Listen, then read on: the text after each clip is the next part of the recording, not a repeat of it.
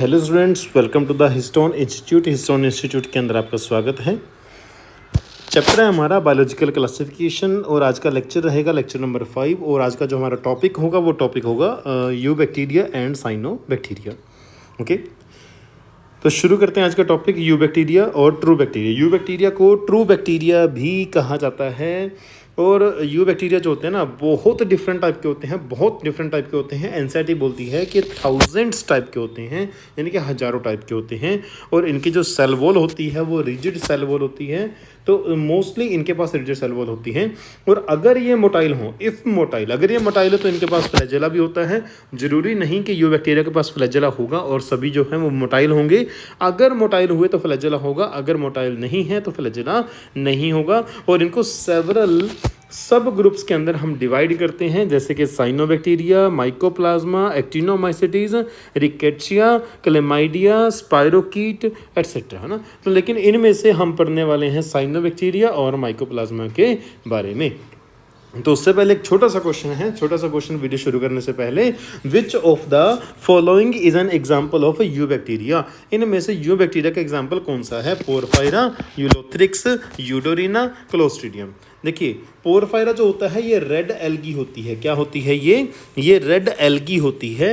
और यूलोथ्रिक्स जो है ये होती है ग्रीन एल्गी। कौन सी एल्गी होती है?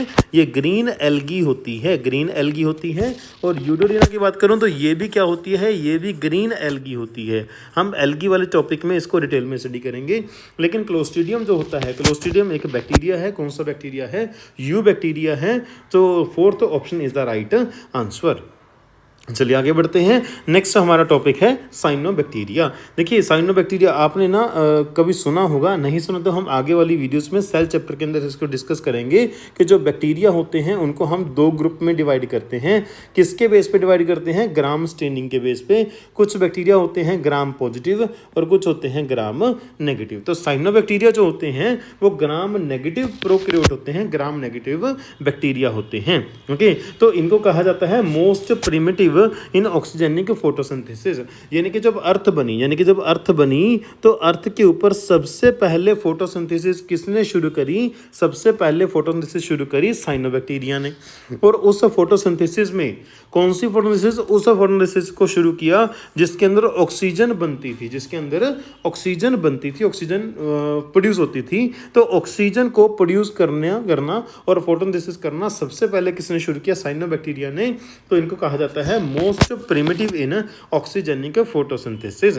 ओके, तो साइनोबैक्टीरिया की पूरी लाइफ में कोई भी ऐसी स्टेज नहीं होती जिसके पास फ्लैजेला हो। यानी कि साइनोबैक्टीरिया में कभी भी फ्लैजेला देखने को नहीं मिलता।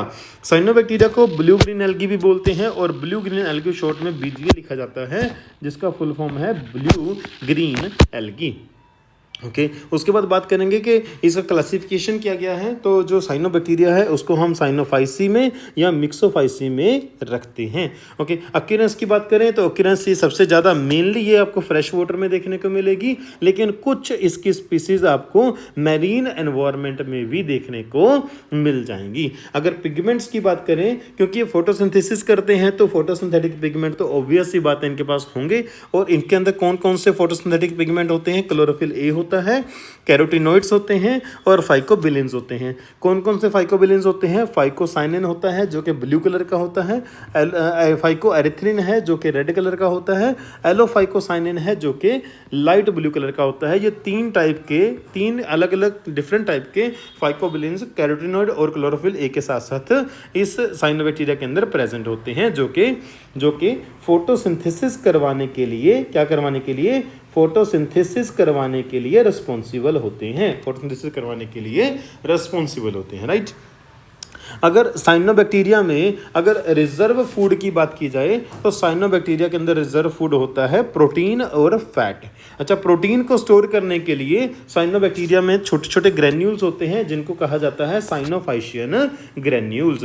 और फैट को स्टोर करने के लिए फैट के ड्रॉपलेट्स बनते हैं और फैट के ड्रॉपलेट्स बनते हैं बीटा ग्रेन्यूल्स के अंदर।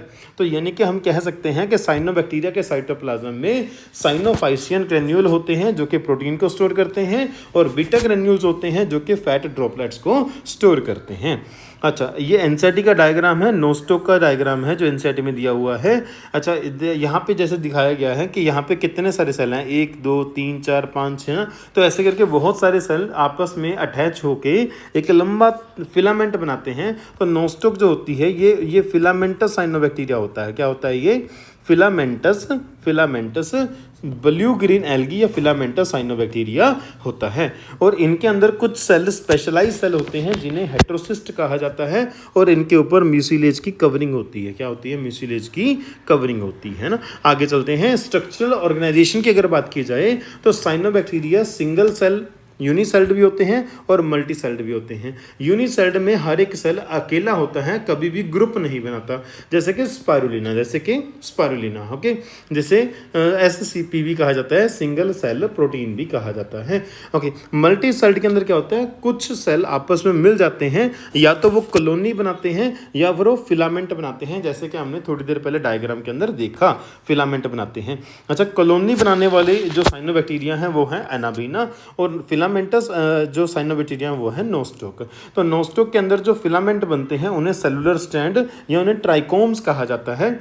अच्छा, जरूरी नहीं कि नोस्टोक के अंदर आपको जैसे डायग्राम के अंदर एक फिलामेंट दिखाया गया है, एक ट्राइकोम दिखाया गया है, एक ही ट्राइकोम होगा। एक से ज़्यादा ट्राइकोम भी एक साथ साथ एग्जिस्ट करते हैं, एक से ज़्यादा, जैसे ये एक ट्राइकोम है, ये दूसरा ट्राइकोम है, तीसरा ट्राइकोम है, तो एक से ज़्यादा ट्राइकोम भी, एक या एक से ज़्यादा ट्राइकोम आपको एक साथ देखने को मिल जाते हैं, और इनके ऊपर म्यूसिलेज की शीट होती है, जैसा कि डायग्राम के अंदर हमने देखा।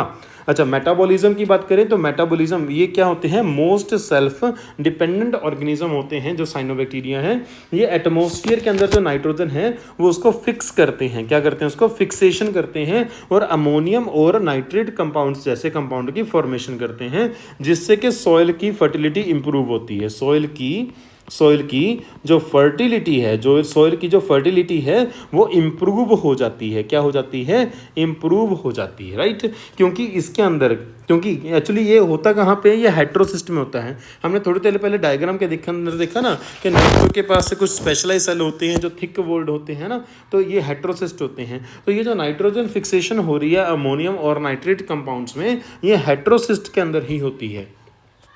एक्चुअली हेट्रोसिस्ट के जो सेल है उसके अंदर नाइट्रोजिनेज एंजाइम होता है जो कि एनएरोबिक कंडीशंस के अंदर नाइट्रोजन की फिक्सेशन करता है, जिससे कि अमोनियम और नाइट्रेट जैसे कंपाउंड बनते हैं और सॉइल की फर्टिलिटी को इम्प्रूव करते हैं। हेट्रोसिस जो होता है ये फ्रेगमेंटेशन को प्रमोट करता है, यानी कि जो फिलामेंट है उसके फ्रेगमेंट हो जाएंगे और हर एक फ्रेगमेंट से एक नया फिलामेंट बन जाएगा, जिससे कि साइनोबैक्टीरिया रिप्रोड्यूस कर पाते हैं, अपना नंबर बढ़ा पाते हैं। हेट्रोसिस जो होता है ये लार्ज साइज का सेल होता है, स्पेशलाइज सेल होता है, थिक वॉल्ड होता है। थिक वॉल्ड क्यों होता है? ताकि ऑक्सीजन अंदर ना जा सके, जो है वो ना जा सके। देखिए, हमने देखा कि हेट्रोसिस्ट के अंदर नाइट्रोजन फिक्सेशन करने के लिए नाइट्रोजनेज एंजाइम होता है। अब ये नाइट्रोजनेज एंजाइम जो है ये एनारोबिक कंडीशन में काम करता है। तो हेट्रोसिस थिक वॉल का होता है ताकि ऑक्सीजन अंदर ना जाए, है ना। ऑक्सीजन अंदर नहीं जाएगी तो अंदर का एनवायरनमेंट कैसा रहेगा? एनारोबिक, और नाइट्रोजनेज अपना अच्छे से नाइट्रोजन की फिक्सेशन कर सकता है, राइट। अच्छा, हेट्रोसिस्ट के अंदर फोटोसिस्टम 1 होता है जो कि एटीपी फॉर्मेशन करता है, जो कि नाइट्रोजन फिक्सेशन के लिए चाहिए होती है, नीडेड होती है, रिक्वायर्ड होती है। फोटोसिस्टम 2 हेट्रोसिस्ट में नहीं होता, बाकी नॉर्मल साइनोबैक्टीरिया के अंदर होता है। तो हेट्रोसिस्ट के अंदर फोटोसिस्टम क्यों नहीं होता? क्योंकि हेट्रोसिस्टम में अगर फोटोसिस्टम होगा तो ये फोटोसिंथेसिस करेगा और ऑक्सीजन को रिलीज करेगा, और अगर हेट्रोसिस्ट के अंदर ही ऑक्सीजन बनने लगी तो ये नाइट्रोजनेज एंजाइम जो है काम नहीं कर पाएगा। इसीलिए हेट्रोसिस्ट के अंदर फोटोसिस्टम 2 जो है वो नहीं होता, ना ही फोटोसिस्टम 2 होता हेट्रोसिस्ट में, ना ही वो फोटोसिंथेसिस करता और ना ही वो ऑक्सीजन को प्रोड्यूस करता, राइट। केवल फोटोसिंथेसिस 1 होता है और एटीपी फॉर्मेशन करता है, जो कि नाइट्रोजन फिक्सेशन के लिए रिक्वायर्ड होती है। अगर मैं स्ट्रक्चर की बात करूं, सेल स्ट्रक्चर की, तो देख लेते हैं सेल स्ट्रक्चर से कैसा होता है साइनोबैक्टीरिया का। देखिए साइनोबैक्टीरिया के अंदर आपको ऑयल ड्रॉपलेट्स देखने को मिलेंगे जो कि फूड रिजर्व की तरह साइटोप्लाज्म के अंदर होते हैं, राइट। अच्छा, उसके बाद इसके सेल मेम्ब्रेन होती है। याद रखिएगा कि साइनोबैक्टीरिया के सेल मेम्ब्रेन के अंदर स्टीरोल्स प्रेजेंट नहीं होते। अच्छा, गैस वैक्यूल होते हैं, जैसा कि हमने थोड़ी देर पहले डिस्कस किया फीचर्स के अंदर कि जो साइनोबैक्टीरिया होते हैं वो एक्वेटिक होते हैं, मोस्टली फ्रेश वाटर होते हैं और बहुत कम ऐसे होते हैं जो मैरीन, लेकिन होते एक्वेटिक हैं। एक्वेटिक होते हैं तो उनके पास गैस वैक्यूल होता है ताकि वो बायोन्सी करते हैं। अच्छा, बायोन्सी करनी ही क्यों है गैस वैक्यूल? बायोन्सी करवाने के लिए बायोन्सी क्यों करनी है? ताकि ऊपर से सनलाइट मिले, ये पानी के ऊपर फ्लोट करेंगे और इनको सनलाइट मिल पाएगी। अगर गहराई में चले गए तो सनलाइट नहीं मिल पाएगी ना, तो सनलाइट लेने के लिए इनको ऊपर फ्लोट करना पड़ता है, जिसके लिए बायोन्सी करनी पड़ती है। बायोन्सी के लिए गैस वैक्यूल की रिक्वायरमेंट होती है। और इनके अंदर थाइलाकॉइड्स भी होते हैं जिनको हम फोटोसिंथेटिक लैमेले कह सकते हैं, और इनके अंदर फोटोसिंथेटिक पिगमेंट्स होते हैं और कैरेक्टरिस्टिक ऑफ बीजीए होता है, यानी कि ब्लू ग्रीन एल्गी की ये खास कैरेक्टरिस्टिक है।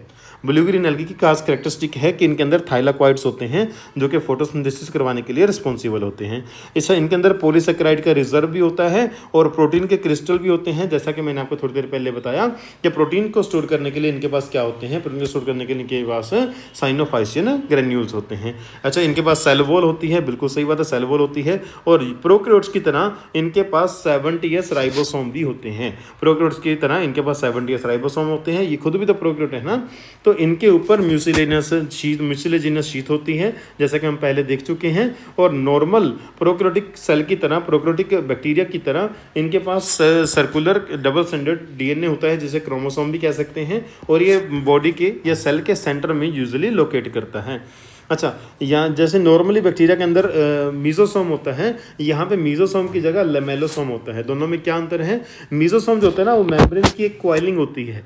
यहाँ पे मेम्ब्रेन की जो कॉइलिंग है ना, वो मल्टीपल टाइम्स हुई है, मल्टीपल टाइम्स कॉइलिंग हुई है मेम्ब्रेन की, इसीलिए हम बोलते हैं group of coiled membrane, group of coiled membrane. अच्छा, ये मीजोसोम है, ये इक्विवेलेंट टू मीजोसोम होता है, और ये रेस्पिरेशन और एप्लीकेशन ऑफ डीएनए करवाने के लिए रिस्पॉन्सिबल होता है, और ये न्यूक्लियोइड को सेल मेम्ब्रेन से अटैच करता है। ये न्यूक्लियोइड को सेल मेम्ब्रेन से अटैच करता है, राइट। ओके, तो ये जो हैं ये सेल के फीचर्स हैं जो कि आपको साइनोबैक्टीरिया के अंदर देखने को मिलते हैं। तो अगर आपको समझ आया तो दैट्स ओके, अगर नहीं तो आप इस वीडियो को रिवाइज करके देखें एक बार, आपको डेफिनेटली समझ आएगा। बहुत इजी टॉपिक हमने इसको बना के दिखाया है ना। तो उसके बाद नेक्स्ट हम बात करेंगे कि जो साइनोबैक्टीरिया के अंदर प्रोटोप्लाज्म होता है उसको दो पार्ट्स में डिवाइड किया जाता है, एक सेंट्रोप्लाज्म और दूसरा होता है क्रोमोप्लाज्म।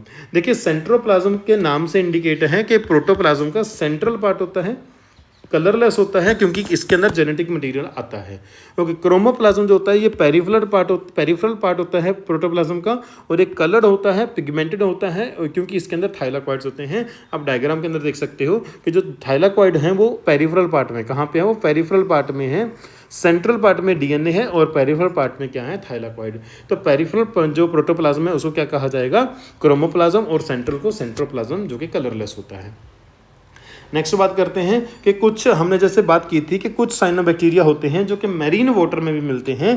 तो अगर मान लो कि देखो यहाँ पे एग्जांपल दिया हुआ है ट्राइकोडेस्मियम एरिथ्रियम। तो ट्राइकोडेस्मियम एरिथ्रियम जो होता है ये सी वाटर में, मैरीन वाटर में देखा जाता है। जब ये बहुत सारे इकट्ठे हो जाते हैं ना, तो ये सी वाटर को रेड कलर प्रोवाइड करते हैं, इम्पार्ट करते हैं रेड कलर, जिसकी वजह से पूरे समुद्र का पानी रेड दिखने लग जाता है। तो उससे हम बोलते हैं रेड सी। क्या बोलते हैं उससे? हम रेड सी बोलते हैं। सिम्बायोटिक एसोसिएशंस के अंदर आपको साइनोबैक्टीरिया देखने को मिलता है। अजोला क्या होती है? एक एक्वेटिक फर्न होती है। इसके अंदर आपको अजोला एनाबीना अजोला की एसोसिएशन देखने को मिलेगी, जो कि नाइट्रोजन फिक्सेशन करवाने के लिए रिस्पॉन्सिबल होती है।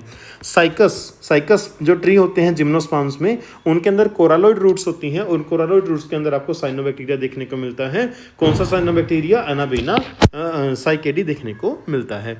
इसके अलावा जो हमारे लाइकेंस होते हैं, बहुत सारे लाइकन, सभी लाइकन तो नहीं, सभी लाइकन्स के अंदर तो नहीं, लेकिन कुछ लाइकन्स के अंदर आपको cyanobacteria as a algal partner देखने को मिलता है in the symbiotic association of lichens.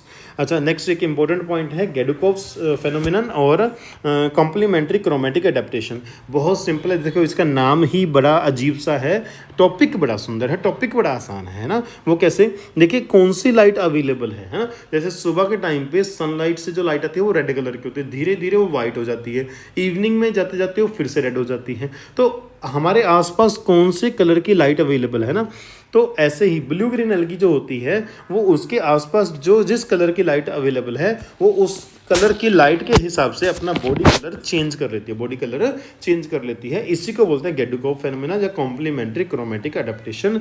Okay, Red Sea एक इसका ही एक एग्जांपल है, ठीक है। रेड सी भी इसका एक एग्जांपल है। एग्जांपल में आप ट्राइकोडेस्मियम एरिथ्रियम का नाम ही दे सकते हैं, जो कि रेड सी के अंदर हमने देखा था। इकोनॉमिक इंपॉर्टेंस की बात करें या फिर साइनोबैक्टीरिया की इंपॉर्टेंस की बात करें तो देखिए ये अपने आसपास के एटमॉस्फेयर में ऑक्सीजन को ऐड करते हैं और ये फर्स्ट ऑक्सीजनिक बैक्टीरिया आज तक के माने जाते हैं। और इसके ये क्या करते हैं, एटमॉस्फेयर के नाइट्रोजन को फिक्स करते हैं नाइट्रेट की फॉर्म में और अमोनियम कंपाउंड की फॉर्म में, जिससे कि सोइल की फर्टिलिटी इंप्रूव होती है। ओके, इसके अलावा ये सिम्बायोटिक एसोसिएशन करते हैं almost every group of plant के साथ, almost every group of plant के साथ सिम्बायोटिक एसोसिएशन करते हैं। और सम ब्लू ग्रीन एल्गी जो होती है वो एज ए फूड भी एक्ट करती है बहुत सारे सेवरल एक्वेटिक एनिमल्स के साथ, यानी कि सेवरल एक्वेटिक एनिमल जो होते हैं ब्लू ग्रीन एल्गी को कुछ ब्लू ग्रीन एल्गी को एज ए फूड कंज्यूम करते हैं, जैसे कि स्पायरुलिना को इसके अंदर ना बहुत सारा प्रोटीन होता है, क्योंकि ये यूनिसेलुलर होते हैं तो इसको कहा जाता है single cell protein, unicelled protein spirulina, right. अच्छा, कुछ साइनोबैक्टीरिया जैसे कि लिंजिया है, इसके एक्सट्रैक्ट से आपको एंटीबायोटिक्स मिलती हैं। और कुछ साइनोबैक्टीरिया ऐसे हैं जैसे कि माइक्रोसिस्टिस एंड एनावेना, जो कि एल्गल ब्लूम बनाते हैं वाटर बॉडीज के अंदर, है ना, जहाँ पे पानी एक जगह खड़ा हो जाता है, रुक जाता है और उसके अंदर बहुत सारे ऑर्गेनिक और इनऑर्गेनिक वेस्ट चले जाते हैं, तो वहाँ पे माइक्रोसिस्टिस और एनावेना जैसे साइनोबैक्टीरिया बहुत ज़्यादा ग्रो कर जाते हैं, उसको बोलते हैं एल्गल ब्लूम। लेकिन ये एल्गल ब्लूम बिल्कुल भी अच्छे नहीं होते, ये कुछ टॉक्सिन्स को सिक्रेट करते हैं जो कि हार्मफुल होते हैं ह्यूमंस के लिए भी और एक्वेटिक एनिमल्स के लिए भी। इसके अलावा जहाँ ये ग्रो करते हैं फिर ये क्या करते हैं, ये वहाँ से ऑक्सीजन को डिप्लीट कर देते हैं। ऑक्सीजन को डिप्लीट करके ये क्या करते हैं, बहुत लार्ज स्केल पे फिश और अदर एक्वेटिक एनिमल्स की डेथ होने के चांस वहाँ पे हो जाते हैं, right. Okay, nitrogen fixing cyanobacteria is, question है हमारे पास, नाइट्रोजन फिक्सिंग साइनोबैक्टीरिया कौन सा है? सूडोमोनास तो साइनोबैक्टीरिया नहीं होता। नोस्टोक, यस नोस्टोक है। राइजोबियम नहीं होता। क्लोरेला नहीं होता। क्लोरेला तो हमारी ग्रीन एल्गी होती है। क्या होती है? क्लोरेला हमारी ग्रीन एल्गी होती है। और राइजोबियम और जो सूडोमोनास है ये हमारे बैक्टीरिया में आते हैं, ठीक है, बैक्टीरिया में आते हैं, लेकिन साइनोबैक्टीरिया में नहीं आते। तो नोस्टोक इज द साइनोबैक्टीरिया जो कि नाइट्रोजन फिक्सिंग करता है। Second option is the right option.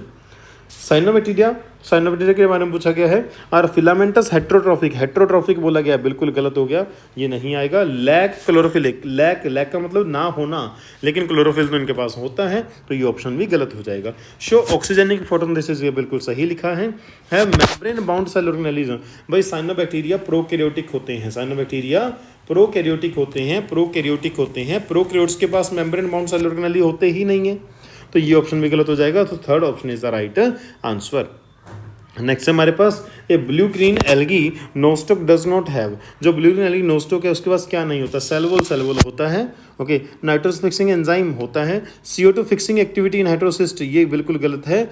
और म्यूसिलेज शीट होती है। देखिए हेट्रोसिस्ट के अंदर हमने बिल्कुल देखा था कि इसके अंदर फोटोसिस्टम 2 जो है वो नहीं होता।